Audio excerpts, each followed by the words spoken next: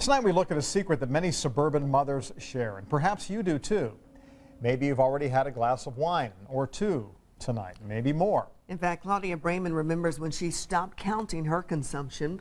She once had a job appointed by Governor Mitch Daniels, and she told the Night Beat's Emery Tiernan because of drinking, she lost that job, and much, much more. Claudia Braman sits alone in a place she never thought she'd be, doing something she never thought she'd do. Right now, I just agreed to a felony, that I'm guilty of a felony. A serious consequence for a habit that started innocently enough. My drink of choice was Pinot Grigio, wine. Claudia Braman believes she earned her glass of wine. I'm a mom, a hardworking mom, and I deserve this. Claudia says one glass became 2, 3, 4. In fact, her mother saw her finish many bottles. The volumes she could drink were just scary. I remember several times kids saying, "Will you not drink tonight? Will you not drink wine? Or will you not drink any more wine?" I was kind of ashamed that she, drank so much, but I knew that at the same time she couldn't really help it. She was a great partier. She was a great advocate. Her passion, education policy. Claudia was in charge of public money, making decisions for Indiana college students when she led the State Student Assistance Commission of Indiana. I didn't drink at work, but come 3, 4 o'clock, that itch began. And then there was September of 2011. I had been at a political to-do at the Columbia Club. I had more than a couple martinis. It didn't register to me that that was a bad idea to drive. When pulled over, her blood alcohol content measured 0.32, 4 times the legal limit. I know it was very high. And the thing that's scary, Anne-Marie, is that I remember most of it. I remember it. And I was going to come home and drink more. She sat 30 hours in jail and then headed straight to rehab. Then a crisis. Her father got sick. Exactly a month after my arrest, that's when he passed away. I also resigned my job that day. And I also drank that day. 30 days of sobriety gone. You know that you want to try to help someone, but you're clueless about how to do it. Claudia, who many described as the life of the party, was increasingly sitting alone on the back porch, drinking. I could drink a bottle of wine pretty quickly and pretty easily, but then towards the end, in the last couple of years, it was a couple of bottles of wine. I would just tell her to come on in and try to go to bed, but she just wouldn't listen to me. It was, I'm sure, incredibly uncomfortable for a lot of people that had to witness it. I don't really know if she knew she was hurting me as bad as she was. I think it was kind of like when you kind of punch someone, you don't know if it really hurts them that much. I was that mom that was at every PTO meeting and volunteering for everything and doing all those things. And then all of a sudden my priorities changed. I see it all the time. What does a female alcoholic look like? Like you and I.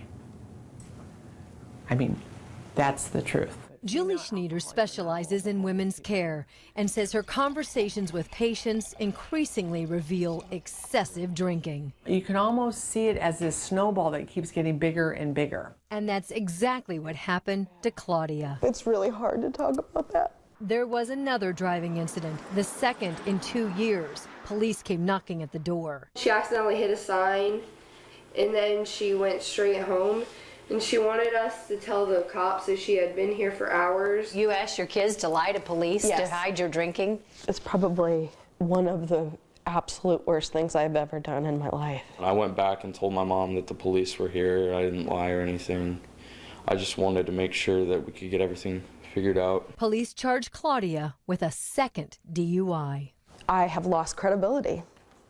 I've lost a lot of things that meant a lot to me. Yep, we're gonna go. Claudia wanted a way back, and this time inpatient rehab and AA stuck. September 10th was my 1 year of sobriety date, and I'm so thrilled. Claudia just got a job working to market the rehab facility where she found hope and got well. And back at home, she's found forgiveness. Do you feel like you have your daughter back? Oh, absolutely. Both of us have learned a lot through this, and I don't think she like intentionally was trying to hurt me as bad as she did when she was drinking. I think we all believe that she can stay sober, and she's put in a lot of effort into staying sober. I have to be hyper vigilant all the time. I can't be, overconfident, one drink away from making horrible choices. It doesn't take much, and it's on every corner, every restaurant you go to, every drugstore you go to, every grocery store you go to, it's right there.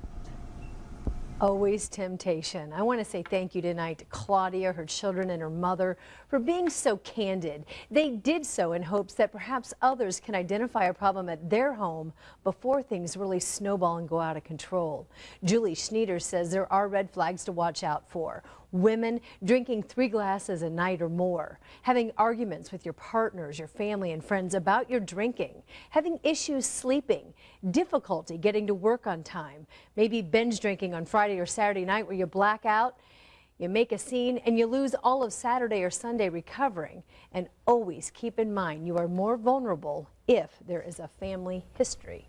And that third point about family history, apparently Claudia had a family history as well. She did. Her father was a drinker and grandmothers on both sides were drinkers. And so that's why she really wants to be open about this conversation to the risk to her children. This is, these are genes and issues and addiction she does not want to pass on to her children. I know a lot of folks are having that conversation tonight, right now. I know that certainly is her hope. All right, Ann, thank you so much. And if these points have you thinking about seeking help for yourself or even others, we have a list of local resources for you. Just go to our website at WTHR.com and click on health. And join the conversation tonight with Claudia, Ann Marie, and Julie Schneiders right now on our Facebook page.